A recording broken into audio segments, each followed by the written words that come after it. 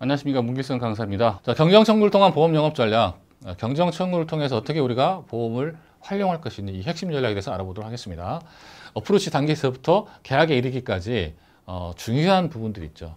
어떤 게 있을까요? 근데 바로 믿으신 신뢰입니다. 신뢰를 확보하는 게 굉장히 중요해요. 왜냐하면 대부분은 뭐 소개를 통해서 가게 되면 지인의 소개니까 좀 오케이. 하지만 뭐 DB라든가 이렇게 어떤 특정 어떤 데이터를 통해서 내가 고객님을 만날 때는 고객이 전혀 나도 처음 보고 고객도 처음 보잖아요. 그럼 어떻게 돼요? 이 사람 믿을만한 걸 먼저 보겠죠. 믿을만해야 계약도 합니다. 그죠? 물론 상품이 좋아서 계약할 수도 있겠지만 대부분 끝까지 가서 마무리까지 또 내가 어떤 그 특별한 부분들을 제안했을 때 그 제안까지 받아들일 수 있는 것은 뭐예요? 그렇죠. 나를 신뢰를 했을 때 그게 이루어지는 거죠. 그래서 신뢰를 확보하는 게 굉장히 중요한데 이 신뢰를 단시간에 확보할 수 있는 방법이 없을까요? 있을까요? 네, 있습니다. 바로 뭘까요? 신뢰를 신속하게 확보할 수 있는 전략들이 있습니다. 그게 첫 번째로는 계좌정보 통합도 관리 서비스를 통해서 어떻게 해요? 고객님의 돈을 찾아줍니다. 즉 신뢰라는 게 그렇습니다. 많은 시간이 필요해요. 내가 전문가적인 어떤 스킬도 많이 늘어나야 되고요. 그죠? 어떤 상담에 대한 어떤 전략을 통해서 내가 고객님의 신뢰를 심어줘야 되는데 이런 것들이 단기간에 이루어지진 않죠. 하지만 정말 단기간에 이룰 수 있는 게 뭐예요? 고객님의 숨어있는 돈을 찾아주는 겁니다. 그래서 첫 번째 계좌정보 통합 관리 서비스를 통해서 우리가 은행, 이금융권, 증권사, 모든 보험사까지 이렇게 통합해서 금액을 찾아주는 이런 부분 서비스를 한번 통해서 우리가 돈을 찾아줘 보자. 그러면 고객이 너무 좋아하겠죠. 바로 신뢰가 생기죠. 그다음에 두 번째, 보험금 찾지 못할 수 있는 보험금들을 우리가 찾아줄 수 있다는 것. 대장 영종 중에서 고도 이의 형성증이라는 게 있습니다. 이거는 유사함이나 소외감에 해당이 된다고 해요. 그래서 이걸 통해서 우리가 고객님에게 보험금을 청구해 준다면 대단하죠, 그죠? 네.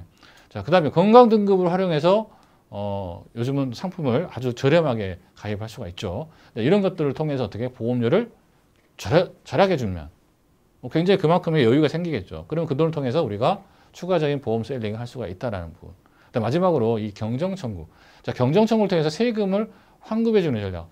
이 경정청구를 여러분 우습게 아시면 안 됩니다. 이게 왜 그러냐면 한 3년치 정도를 그냥 한꺼번에 받을 수 있기 때문에 그리고 또 그 추가적인 게 또 많이 있어요. 이런 걸 통해서 어떻게 해요?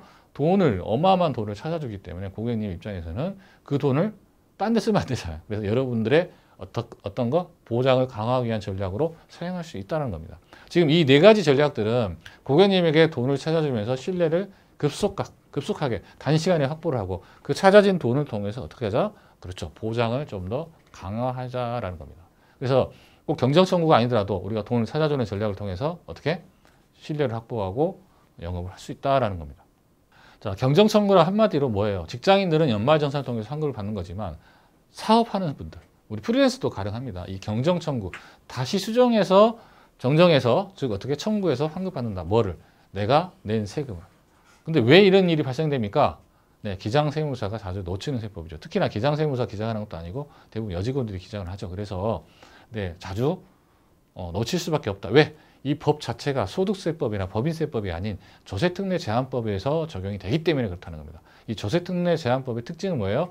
네, 있다가도 없어지고 없다가도 생기고, 그죠? 그 다음에 기한이 정해져 있습니다. 얼마까지, 언제까지. 이런 식으로 특례입니다, 특례. 그러다 보니까 이 특례가 무려 145개 정도 넘는다고 해요. 그래서 145조가 넘습니다. 그래서 이런 부분들을 다 체크하기가 쉽지 않다라는 거죠. 여러 가지 복합적 요인을 통해서 네, 이 조세특례 제한법을 놓치는 경우가 많기 때문에 이 경정청구를 통해서 우리가 본인이 내지 않아도 될 세금을 좀 더 낸 거잖아요. 그거를 추가적으로 찾아서 목돈으로 찾을 수 있다라는 부분, 이런 부분이 바로 경정청구가 발생된 원인이다라고 말씀을 드리는 겁니다. 자, 조세특례 제한법에서 이렇게 여러 가지 145조까지 있지만 주로 많이 경정청구를 통해서 하는 게 바로 이 7가지 정도 됩니다. 그래서 고용 관련 세액공제와 이 고용을 통해서 사회보험료도 우리 이제 사장님들이 부담을 하잖아요. 그런 부분들에 대한 어떤 세액공제를 추가로 해주고요. 또 창업했다, 창업 5년 이내다 그러면 창업 중소기업의 세액 감면 혜택이 있습니다. 이 창업은 업종이 좀 정해져 있습니다. 특히나 의사나 변호사는 해당되는 게 아니고요. 특히 또 도소매업도 해당되지 않습니다. 그래서 창업 중소기업이 세액감면은 해당되지 않는 업종에 대해서도 여러분도 잘 아셔야 될 것 같습니다. 통합투자세액공제, 이게 이제 투자에 관련된 여러 가지 것들의 세액공제가 합쳐져서 통합투자세액공제로 바뀌었죠. 그 다음에 신성장 서비스업 영위식 세액감면이 있는데 신성장 서비스업이 뭔지 여러분도 한번 체크를 해보실 필요가 있습니다. 그 다음에 근로소득 증대 세액공제는 근로자에게 소득을 좀 올렸을 때 여기에 대한 세액공제가 있다는 거고요. 특히 6번 같은 경우 수도권 밖으로 이전한 기업에 대한 세액감면이 굉장히 큽니다. 그래서 내가 좀 있는 곳이 너무 좁다, 좀 크게 좀 공장을 이전하고 싶다. 그런데 수도권 과밀 억제 구역 밖으로 갈 경우에는 그 기업에 대해서 세액감면이 어마어마하게 큽니다. 어마어마하게 크기 때문에 이런 부분 여러분들이 잘 중요하게 판단하셔야 될 것 같고요. 자, 그 다음에 마지막으로 고용유지 중소기업 과세 특례가 있다. 그래서 이런 것들을 대부분 기장세무사가 놓치기 때문에 추가적인 어떤 경정 청구가 가능하다 이렇게 말씀을 드리고요. 경제성을 통한 보험 영업 전략으로 이제 제가 말씀드렸죠. 신뢰를 확보할 수 있는 방법 중에 가장 단시간에 할 수 있는 게 고객님의 돈을 찾아주거나 고객님의 돈을 나가는 지출을 줄여주는 것, 이런 것이라고 말씀드렸잖아요.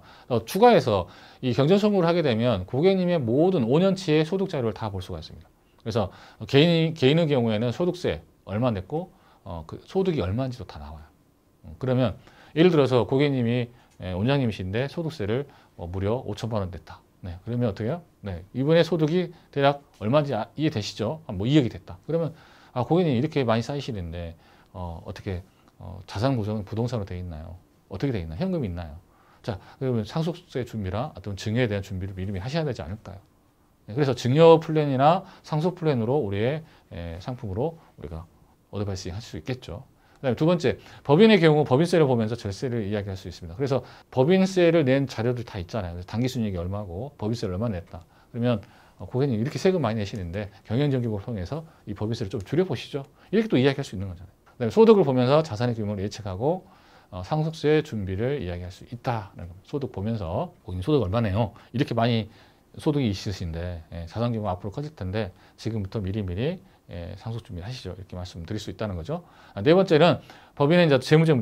고객님 좀 가지금 있으시네. 고객님 최근에 갔더니 가지금이 왜 가지금이 있냐는 거예요. 저보고 그걸 물어볼 정도면 아예 보지도 않았다는 거죠. 재무제표를. 우리 이제 대표님들 제발 이제는 재무제표를 좀 제발 좀 보셔야 될 것 같아요. 그죠?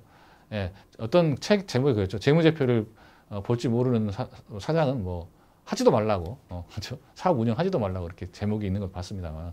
답답해요, 진짜. 그래서 가지금이라든가 뭐 미처이익이 많이 쌓일 대로 쌓였다거나 손도 안 냈다는 이야기입니다. 그래서 이런 부분 우리가 좀 문제점 이야기하면서 고객님 이거 좀 정리하셔야 될 것 같습니다. 이렇게 해서 보험으로 같이 이제 추가적인 어떤 셀링을 할 수 있도록 이렇게 하면 좋겠죠. 자, 핵심을 정리해 보면 우리가 이 경정충무라는 건 하나의 뭐예요? 돈을 찾아주는 거잖아요. 그러면 고객님이 돈을 찾아줬기 때문에 굉장히 신뢰가 생기겠죠. 그 신뢰를 통해서 어떻게 해요? 그 목돈을 그냥 함부로 쓰지 마시고 어떻게 하자? 추가적인 어떤 보장을 강화시키자라는 측면에서 우리가 이 경제청구를 활용할 수 있고요. 또 경제청구는 두 번째, 모든 소득 자료가 다 데이터가 나한테 오기 때문에 그 데이터를 통해서 어떻게 해요? 고객님에게 데이터를 보면서 바로바로 그 자리에서 이야기해서 절세를 이야기하고 또 추가적인 어떤 보험을 가입을 시킬 수 있다는 이 점 명심하시고 우리가 영업하면 좋겠습니다. 감사합니다.